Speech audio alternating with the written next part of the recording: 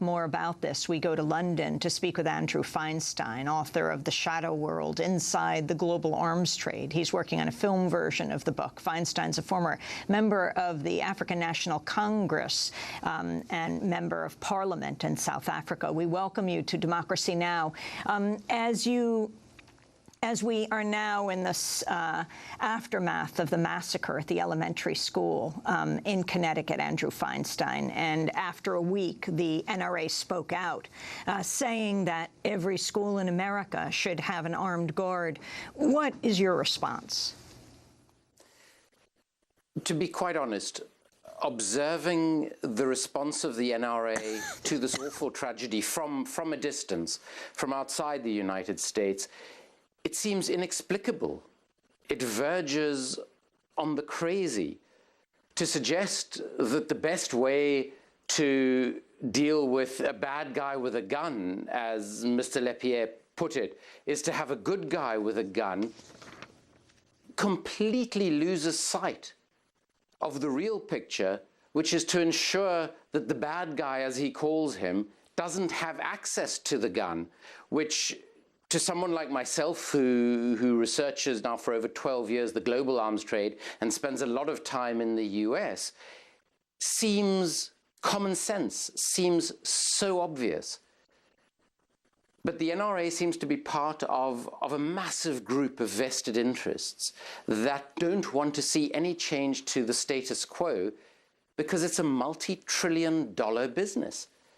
And it occurs within the context of what many years ago C. Wright Mills called the military metaphysic. And just listening to your news headlines at the beginning of your show, to hear about the deployment of US troops in 35 countries in Africa, the continent from which I come. My continent is perceived by the United States through a military prism. Similarly, domestically within the US, it seemed until the tragedy at Sandy Hook that these issues weren't even up for debate. And to those of us who would like to see a far better regulated arms trade, a highly regulated arms trade, because the reality at the moment is that the global trade in weapons is regulated less than the global trade in bananas. And just as we regulate things that can be harmful to our health, tobacco being the most obvious one, surely the guns that kill us need to be extremely highly regulated as well. We're speaking to Andrew Feinstein, author of The Shadow World: Inside the Global Arms Trade.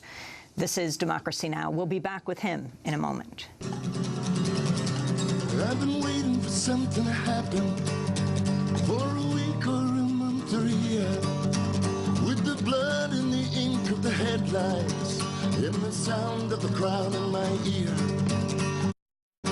Or is it the ones who can't take anymore, so they pick Lives in the Balance, sung by Richie Havens. This is Democracy Now!, democracynow.org, The War and Peace Report. I'm Amy Goodman with Nermeen Sheikh. Our guest is Andrew Feinstein, author of The Shadow World: Inside the Global Arms Trade, working on the film on the same subject, also a former ANC member of the South African Parliament. He's speaking to us from London. Nermeen? Andrew Feinstein, can you lay out what the links are between the global arms trade, as you discuss it in your book, The Shadow World, and the kinds of mass shootings we've seen here in the U.S., and most recently the one in Newtown, Connecticut? Absolutely. The global arms trade is a $1.74 trillion a year business. That's $250 for every person on the planet. And the profit motive behind the global arms trade is absolutely crucial. This is a business that is about big, big money. The trade contributes around 40% of all corruption in all global trade. So its impact on countries, on governments, on ordinary individuals in terms of the economic opportunity costs are absolutely massive. Now, you will find that many spokespeople for the trade would try to distinguish between the legal or formal trade on the one hand and the illegal or illicit trade on the other. I argue in the book that this distinction is a fallacy, that the boundaries are in fact extremely fuzzy, and that the licit and the illicit are very closely intertwined. In addition to which, the industry is largely protected because of its very close links to governments, to intelligence agencies, obviously to the military, and to lawmakers. So it is very seldom, even with the inadequate regulations that exist globally around the trade in weapons, it is very, very seldom that people who break those regulations are actually brought to book. To give you an example, we've recorded 502 violations of UN arms embargoes since they were introduced. 2 of those have resulted in any legal action whatsoever. 1 resulted in a conviction.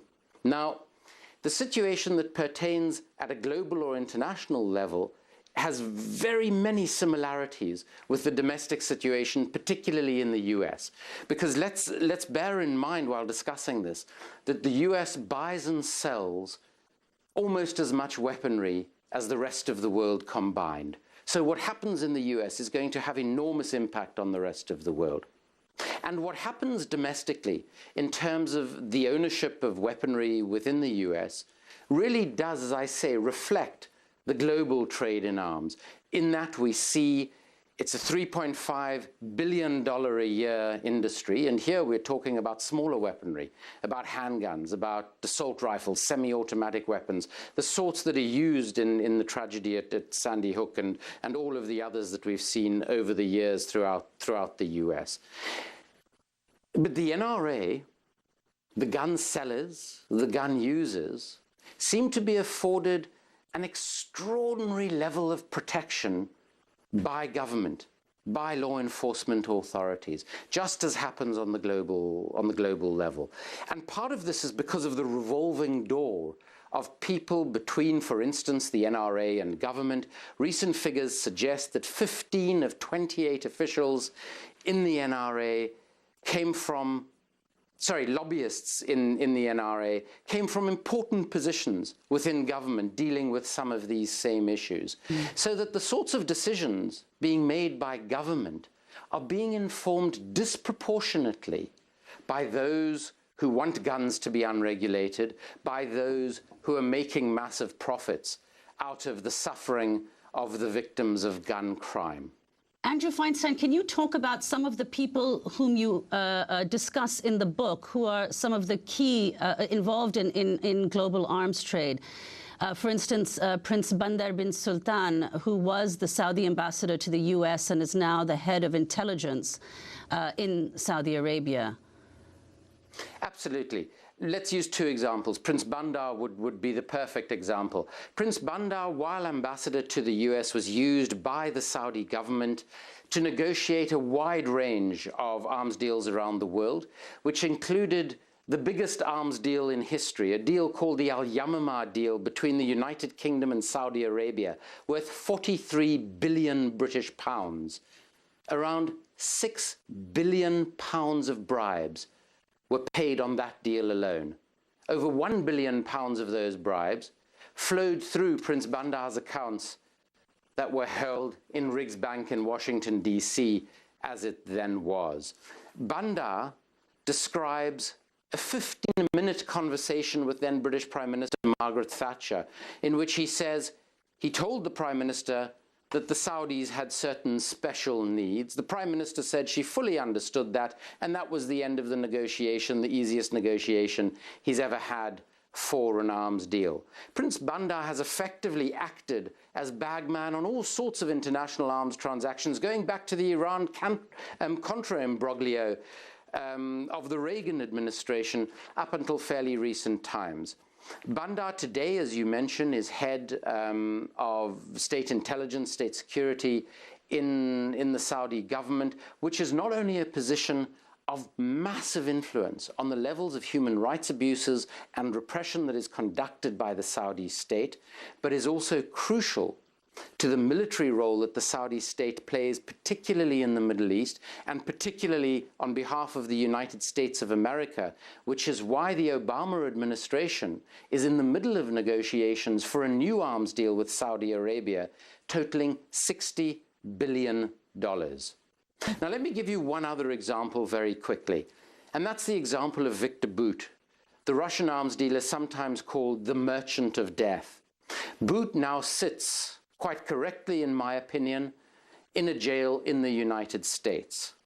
What was barely mentioned in his trial for his gun trafficking around the world, in most of the world's worst conflicts, is that for 3 years, between 2003 and 2005, while there was an Interpol warrant out for Bout's arrest, Bout's companies and Bout's planes were flying weaponry, equipment, and supplies into Baghdad airport on behalf of the United States Department of Defense and US defense contractors.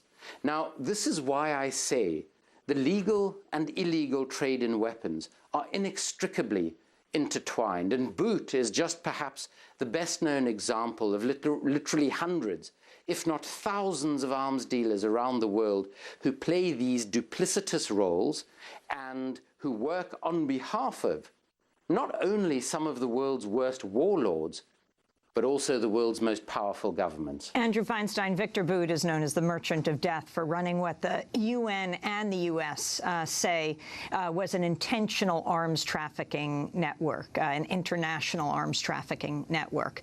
In April, during a pre-sentencing telephone interview with Voice of Russia, Bout maintained his innocence, saying all arms suppliers in the U.S. would be in prison too if the same standards were applied across the board. Take a listen. I'm innocent. I don't commit any crime. There is no crime to sit and talk. If you're going to apply the same, standards to me, then you're going to, jail all those arms dealers in America who are selling their arms and ending up killing Americans.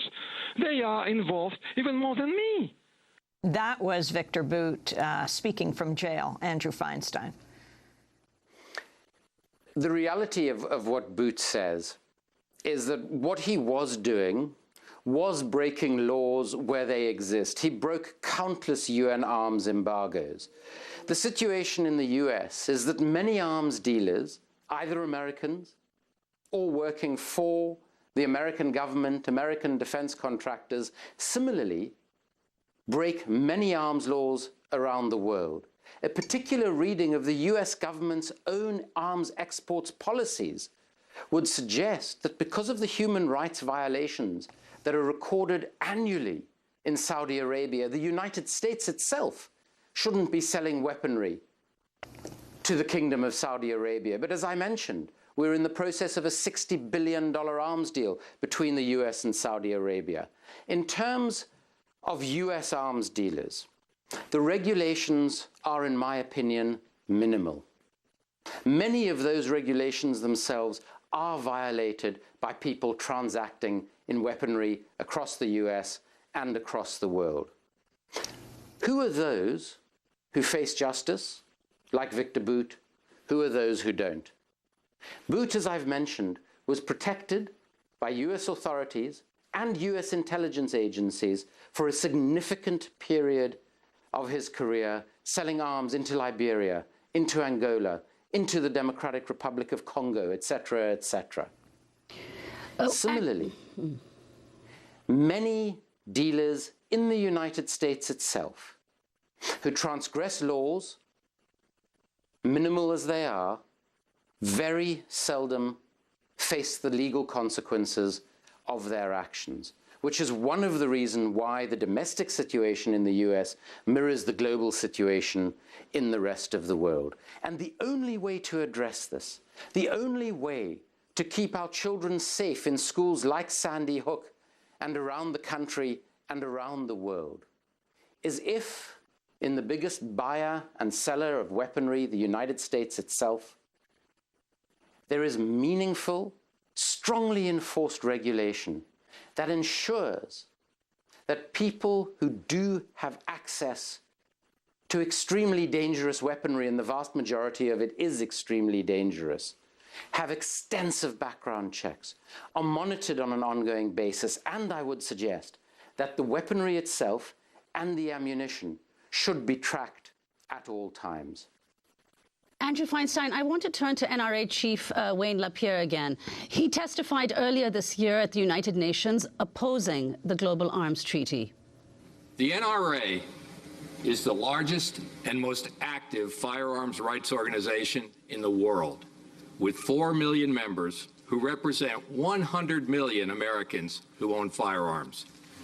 On behalf of those 100 million American gun owners, I am here to announce NRA's strong opposition to anti-freedom policies that disregard American citizens' right to self-defense. No foreign influence has jurisdiction over the freedoms our founding fathers guaranteed to us. We will not stand idly by why international organizations, whether state-based or stateless, attempt to undermine the fundamental liberties our men and women in uniform have fought so bravely to preserve, and on which our entire American system of government is based. The NRA's Wayne LaPierre speaking in July. That same month, 50 U.S. senators signed a letter opposing the arms trade treaty. 8 Democrats signed the letter: Max Baucus and John Tester of Montana, Mark Begich and Mark Pryor of Arkansas, Bob Casey of Pennsylvania, Joe Manchin of West Virginia, Ben Nelson of Nebraska, and Jim Webb of Virginia. Andrew Feinstein, your comments on what the NRA chief had to say about the Global Arms Treaty. First of all, let me make absolutely clear that the NRA chief, in those words, showed primarily that he actually doesn't understand the International Arms Trade Treaty. The treaty that will be negotiated again at the United Nations early this year, as Amy mentioned, that unfortunately wasn't passed in July because of the opposition of the United States, is intended to regulate international transfers of weapons. It would not impinge on the domestic situation in the United States of America, and nobody who I'm aware of who is involved in the negotiations is suggesting that it should. I must say that from my own perspective as an analyst of the global trade in arms, I think it would actually be a positive development if there were requirements for norms and standards domestically as well as internationally. But that is not going to be developed by a body like the United Nations. So Mr. LaPierre, in the first instance, does not understand the intention of the Global Arms Trade Treaty. And his organization has been responsible for distributing a whole range of myths about the treaty. His belief is that any regulation of weaponry and arms on a global level, on a domestic level, is wrong. And that's where his opposition is coming from. But let me make another point that I think is absolutely crucial about this, and to understand where the NRA is coming from, and unfortunately where the global trade in arms comes from as well. And that is the linkages between politics and the gun lobby, and particularly in terms of those linkages, money. One of the reasons that I focus on the global trade in arms in my work is because I saw, both in the context of South Africa, but also at a global level, the way in which money has come to pollute our politics. And the relationship between defense contractors at an international level and political parties and individual politicians are deep and profound. At a domestic level, the relationships between the NRA and specific elected representatives, not only in terms of money contributed, but also in terms of support given, are again profound. And unless we are able to break these linkages between money and politics that so pollute the way we are governed around the world, we will not be able to deal with some of the most intractable problems that face us as human beings. Talk about problems of the weaponization of the world, problems of climate change. Andrew Feinstein, the power of the NRA at the international level as well. I mean, to have Wayne LaPierre lobbying against this, you talked about the U.S. being the main obstacle to the arms trade treaty being ratified in July. We had human rights groups in, like Amnesty International, saying, I mean, the U.S. was just the essential obstacle here. This is not under President Bush, but this is under President Obama, working in a sense, oddly enough, hand in hand with the NRA on this issue at the United Nations. I have not seen anywhere else in the world a gun lobby that has the same level of influence on its own government as the NRA does in the United States. My own assessment of what happened in July with the Arms Trade Treaty is that the NRA, through the words of Mr. LaPierre and others, made clear to the Obama administration that it would make the president's re-election a lot more difficult if he supported an international arms trade treaty. And I think it's in that way that the NRA had such direct influence on the US decision to effectively scupper negotiations for what, in my opinion, wouldn't have been a strong enough arms trade treaty, but would have been far better than any form of regulation that we have at the moment. So yes, I think this is something of a unique situation where a gun lobby has the extent of influence that it has in the United States of America. And of course, partly that is due to the Second Amendment. But what I find so astonishing about the domestic debate in the US is that the Second Amendment is seen in isolation from the rest of the Constitution. It is seen in isolation of the right to life. The way in which Mr. LaPierre speaks about notions of freedom, I believe, are incredibly narrowly focused to the point of being extremely jaundiced. What of the freedom of those 27 victims of the latest mass shooting tragedy in the United States of America?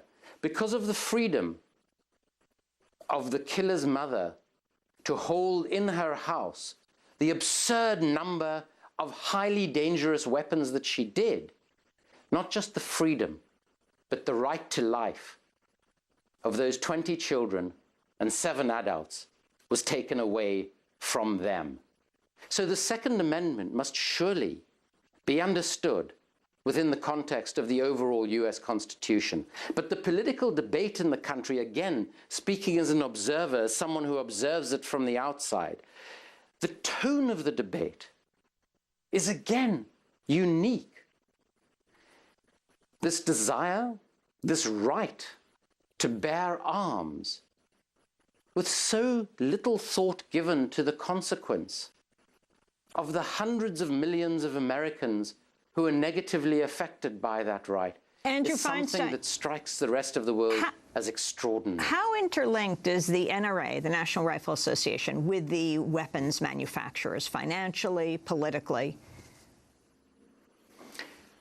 I don't in the book have specific figures on that, but I would extrapolate from how this trade works around the world that there would be fundamental links, and that those links would be at a number of levels. They would include, for instance, dialogue about products. They would include dialogue about marketing. They would include dialogue about strategies. They would also include, I'm pretty sure, money. I would be extremely surprised if American weapons manufacturers were not providing the NRA with a significant portion of its funding. Andrew And then there is Feinstein. another profound level, and that is again coming back to the idea of the revolving door, where I would imagine there is a pretty continuous flow of people between the gun lobby, between the NRA and the major defense manufacturers in the country, because these are people whose interests are at one, who move in the same formal and informal circles, social, and political circles. Andrew Feinstein, so I would before we suggest that the links would be Andrew profound. Feinstein, before we conclude, very quickly, I wanted to ask you, what is at stake then in this global arms treaty and the negotiations that are forthcoming? One of the things that you mention is that the total number of dollars spent in the global arms trade is now $1.7 trillion, which is over a 50% increase in just a decade. We have seen during this period of fiscal and economic crisis around the world, we have seen weapons transfers increase by 24%. So when we talk about a global arms trade, I would see this as a starting point in which the world takes the decision that the current status quo in the way that we produce, buy and sell guns across borders and within borders, although the treaty is not dealing with the domestic internal situations, but to place a line in the sand to say that we have to change the way in which we produce and trade in weaponry, that we have to regulate this as severely, if not more so, than all the other threats to our health, to our well-being, and to our ability to live. That is what is at stake in the International Arms Trade Treaty, on which negotiations will restart in the very near future. Andrew Feinstein, very quickly, I wanted to ask you about a comment of Stephen Graham, who wrote Cities Under Siege, the New Military Urbanism. He spoke last November on Democracy Now!, describing the level of equipment now accessible to police departments in the United States. Well, there's been a long-standing shift in North America and Europe towards paramilitarized policing, using helicopter-style systems, using infrared sensing, using really, really heavy militarized weaponry. That's been long-standing, fueled by the war on drugs and other sort of explicit campaigns. But more recently, there's been a big push since the end of the Cold War by the big defense and security and IT companies to sell things like video surveillance systems, things like geographic mapping systems, and even more recently, drone systems that have been used in the assassination raids in Afghanistan and in Pakistan and elsewhere. That's Stephen Graham, author of Cities Under Siege. Final comment on this, Andrew Feinstein. We are seeing the weaponization of the way we live in so many ways. Policing is just one of the most obvious and current examples in that. And I would suggest that the pervasive development of drone technology around the world that we are seeing being used for all sorts of purposes is really the thin edge of the wedge when it comes to these issues. We are going to see greater and greater weaponization of drones that we see used in Pakistan and Afghanistan and other places. We are going to see the appearances of those sorts of drones in our own domestic policing and surveillance activities in the United States and in Europe. And there is a huge element to them besides the obvious element of human rights, freedom to the right to privacy, the right to free expression. The other important dimension of them that runs throughout the weapons business is the issue of blowback. The reality that so often these very same weapons that we produce for purposes that we think are good come back to haunt us. And the United States domestically, in the case of Sandy Hook and many others, is only the most recent and most tragic example of that. Andrew Feinstein, we want to thank you very much for being with us, author of The Shadow World Inside the Global Arms Trade, working on a film version of the book. He's actually a former ANC member of parliament in South Africa.